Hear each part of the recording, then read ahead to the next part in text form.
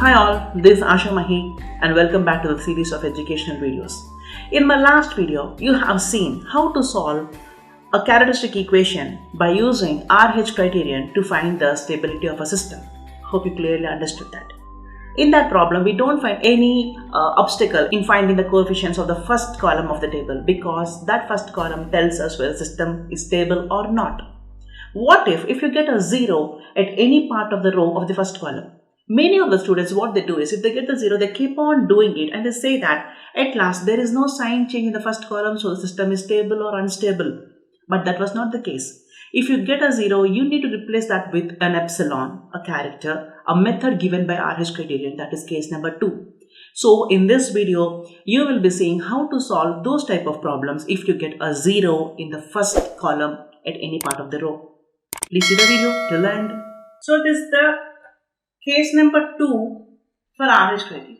In case number 1, in my previous video you have seen that this was the case where we don't have any sort of problems we have. We directly got all the rows, all the coefficient for all the rows, and we directly got all the coefficient in the first column. From the first column we have found out there are no sign changes and so system is stable. But what if the case we get some problems? So what type of problems we get? That is case number 2, which is equation involving epsilon. So what is epsilon? Epsilon is given by like this. Many of them will know that. Okay, and so our problem is construct Routh array. They call it as Routh array, or they say that by using RH criterion, determine the stability of system by the characteristic equation s power 5 plus s power 4 plus 2s cube plus 2s square plus 3s plus 5 is equal to 0. So now there is an increment in the highest order. Okay, so from here we can say the first thing is this is a fifth order equation.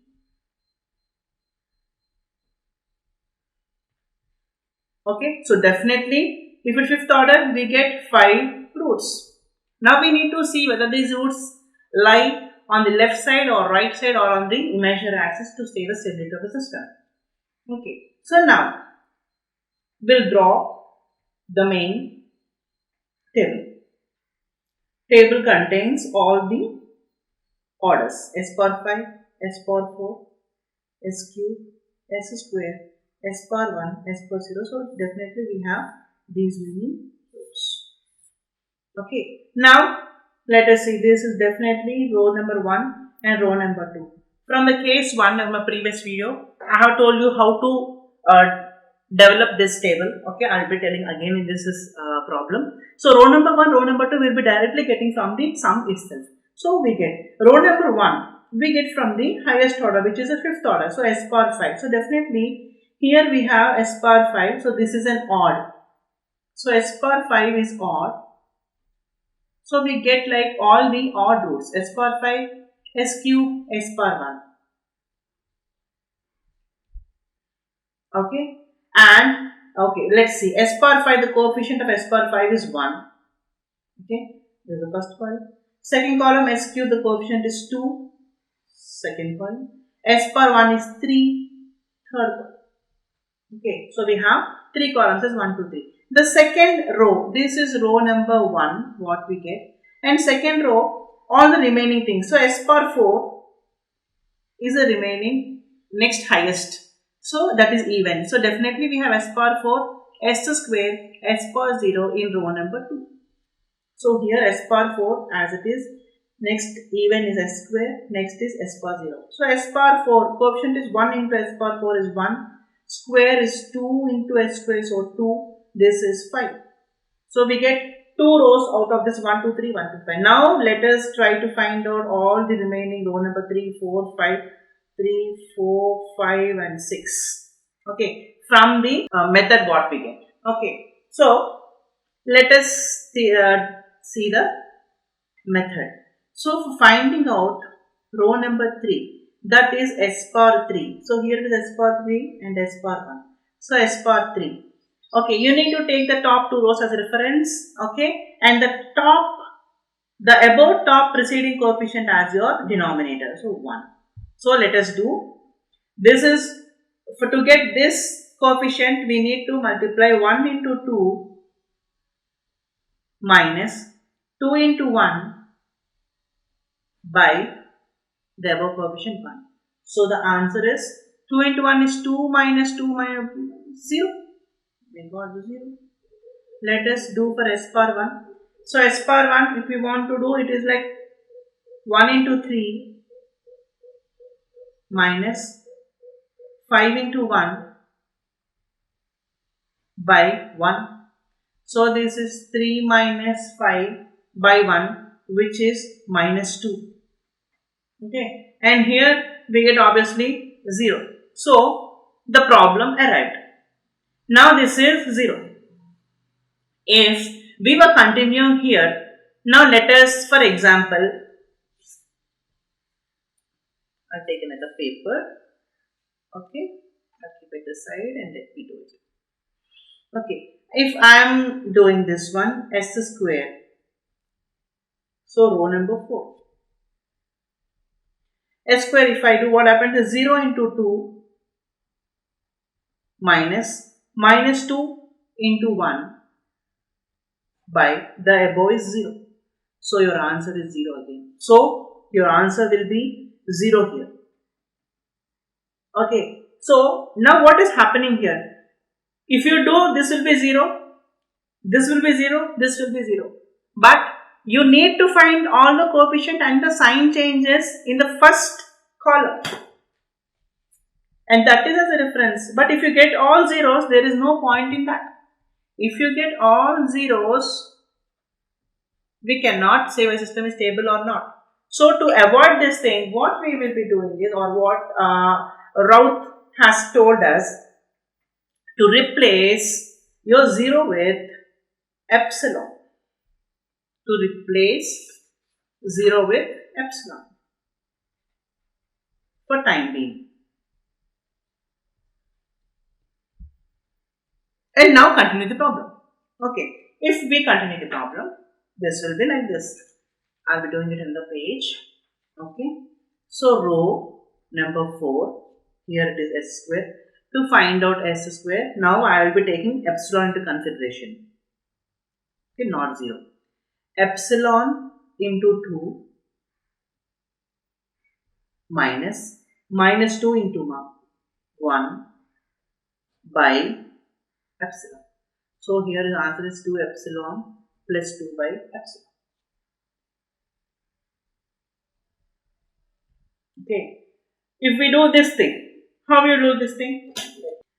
This is s power 0 definitely. So s power 0 is equal to epsilon into 5, that is 5 epsilon, minus 0 into 1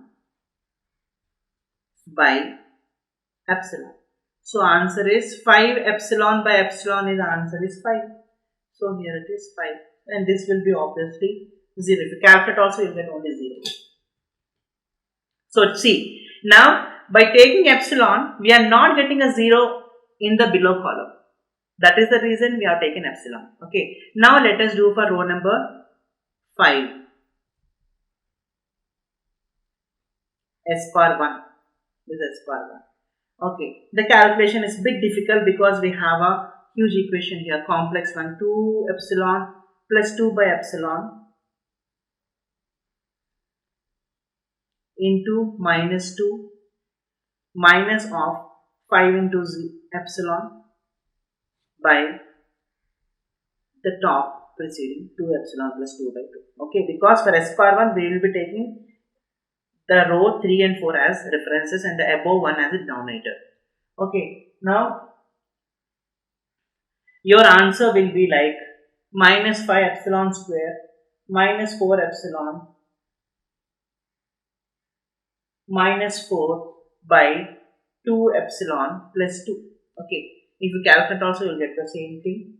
So I'll write here minus 5 epsilon square minus 4 epsilon minus 4 by 2 epsilon plus 2. Okay, I have made it a bit smaller.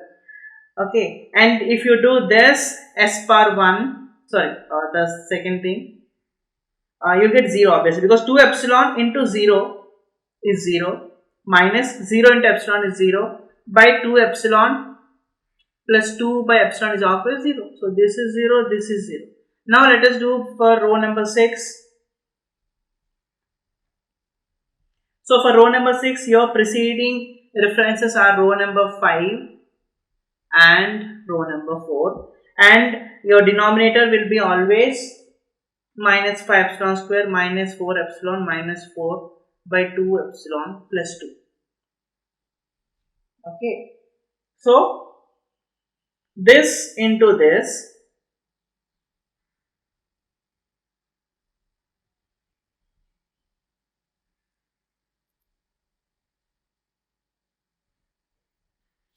minus 0 into this,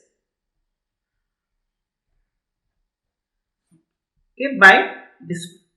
So you'll get here is 5 directly. So this is 0, this is 0, this is 0. Okay. Now see, your first column entirely have only coefficient. There are no zeros here because in the third row we have replaced 0 with epsilon. Now see how many sign changes you have here. So before doing the sign changes, we have to do one more thing. Let us rewrite the table again. Okay. So this is s power 5, s power 4, s cube, s square, s power 1, s power 0.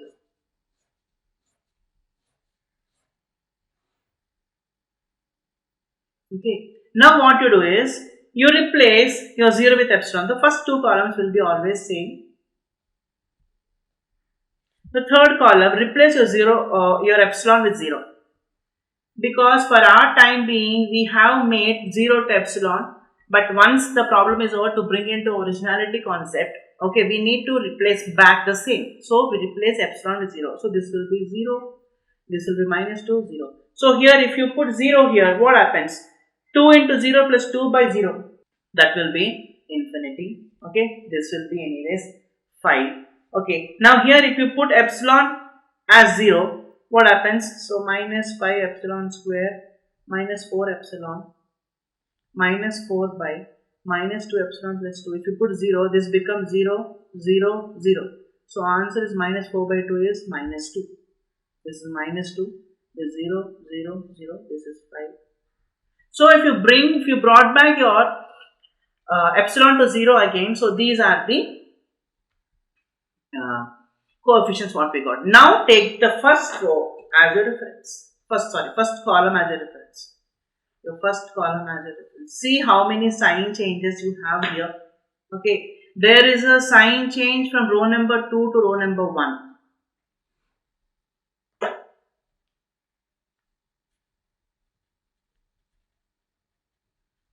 Sign changes from row 2. This is row number 1, 2, 3, 4, 5, 6. Row number 4 to row number 5, we have a one sign change. So that is one root. Okay. And again, if you consider for row number 5 to 6, we have another sign change. See, minus 2 to 5. Again, there is sign change. There are two sign changes. This indicates that two roots lie on right side of the plane. Two roots lie on the right side of the plane. So how we will be showing that right side of the plane? If we take this thing, okay, if I do this, this is the right side, this is the left side, the center is the imaginary. Okay, how many total roots we have? As this is the fifth order equation, we have 5 roots. So out of 5 roots, there are 2 roots which are lying on the right side of the plane, another 3 roots which are lying on the left side of the plane. So obviously, according to RH criterion, if there are any roots which are lying on the right side of the plane, we will say that the system is unstable, because there are 2 roots which are lying on the right side of the plane. So for this characteristic equation, what we got, the system is unstable. So this is how we will be finding out by the case, which is case number 2, equation involving epsilon.